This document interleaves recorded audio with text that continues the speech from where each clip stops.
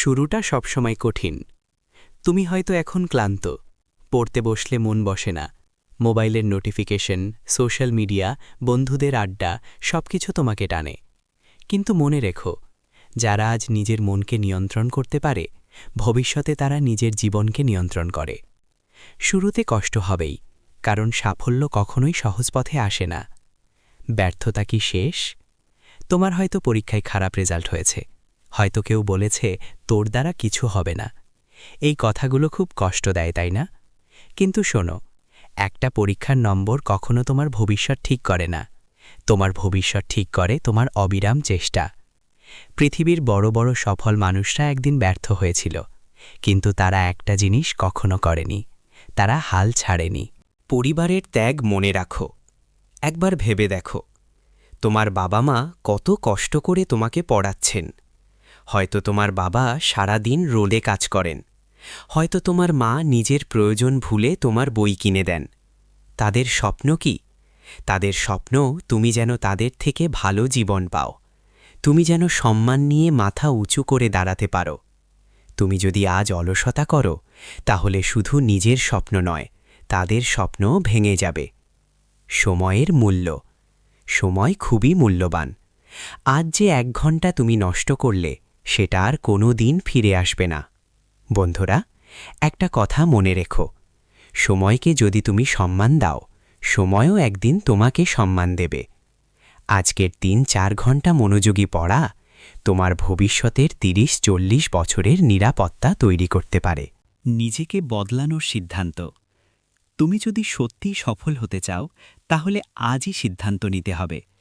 আগামীকাল থেকে না, পরের মাস থেকে না, নতুন বছর থেকে না, আজ থেকেই, এখন থেকেই। আজ থেকে তুমি অজুহাত দেওয়া বন্ধ করবে।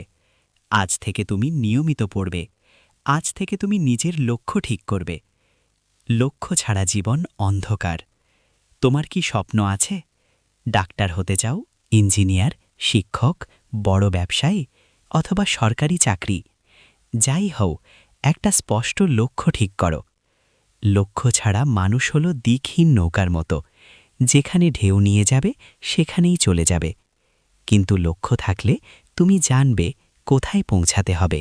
শৃঙ্খলা সফলতা। মোটিভেশন একদিন থাকবে, একদিন থাকবে না, কিন্তু শৃঙ্খলা থাকলে তুমি প্রতিদিন এগোবে। প্রতিদিন একটু একটু করে পড়ো, প্রতিদিন নিজেকে গতকালের থেকে ভালো বানাও। মনে রেখো, ছোট ছোট নিয়মিত চেষ্টা একদিন বড় সাফল্যে পরিণত হয়। শেষ কথা, বন্ধুরা, একদিন যখন তুমি সফল হবে, তখন সবাই তোমাকে চিনবে, কিন্তু তারা জানবে না কত রাত তুমি একা কেঁদেছ, কতবার ব্যর্থ হয়েও আবার শুরু করেছ। সেই গোপন সংগ্রামই তোমাকে শক্তিশালী বানাবে।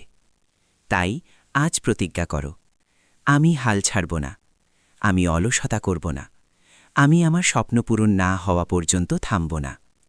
কারণ একদিন তুমি গর্ব করে বলবে, আমি পারিনি, এই কথা আমি বিশ্বাস করিনি। আমি চেষ্টা করেছি আর আমি সফল হয়েছি। ধন্যবাদ। একটা প্রশ্ন করি তোমাকে, 5 বছর পরে তুমি কোথায় থাকবে? একই জায়গায়, নাকি এমন এক জায়গায় যেখানে সবাই তোমাকে সম্মান করবে? আজ তুমি যে সিদ্ধান্ত নিচ্ছ, সেটাই তোমার ভবিষ্যৎ তৈরি করছে। আজ যদি তুমি অলস হও, আগামীকাল তুমি আফসোস করবে। Reality check. শোনো, লেখাপড়া কঠিন, মন বসে না, মোবাইলের নোটিফিকেশন থামেই না। কিন্তু একটা কথা মনে রেখো, ডিস্ট্রাকশন এখন মজা দেয়, কিন্তু ডিসিপ্লিন ভবিষ্যতে সম্মান দেয়। আজ বন্ধুরা ঘুরতে যাবে, তুমি হয়তো পড়তে বসবে। আজ তারা হাসবে, কাল তুমি হাসবে। একবার ভাবো তোমার বাবা মায়ের কথা। তারা কেন কষ্ট করে? তারা কি নিজের স্বপ্ন পূরণ করছে? না, তারা তোমার স্বপ্ন বানাচ্ছে। তোমার বাবা হয়তো সারা দিন পরিশ্রম করে, তোমার মা হয়তো নিজের ইচ্ছা ত্যাগ করে। আর তুমি যদি বলো আজ পড়তে ইচ্ছা করছে না, তাহলে সেটা শুধু অলসতা না, ওটা তাদের কষ্টের অবমূল্যায়ন। তোমার হয়তো খারাপ রেজাল্ট হয়েছে, কেউ বলেছে তোর দ্বারা হবে না। শোনো, একটা নম্বর তোমার ভবিষ্যৎ না, একটা ব্যর্থতা তোমার পরিচয় না। ব্যর্থতা হলো সাফল্যের ট্রেনিং সেশন। আজ তুমি পড়ে যাচ্ছ, ঠিক আছে, কিন্তু পড়ে গিয়ে পড়ে থাকলে শেষ, পড়ে গিয়ে উঠে দাঁড়ালে শুরু।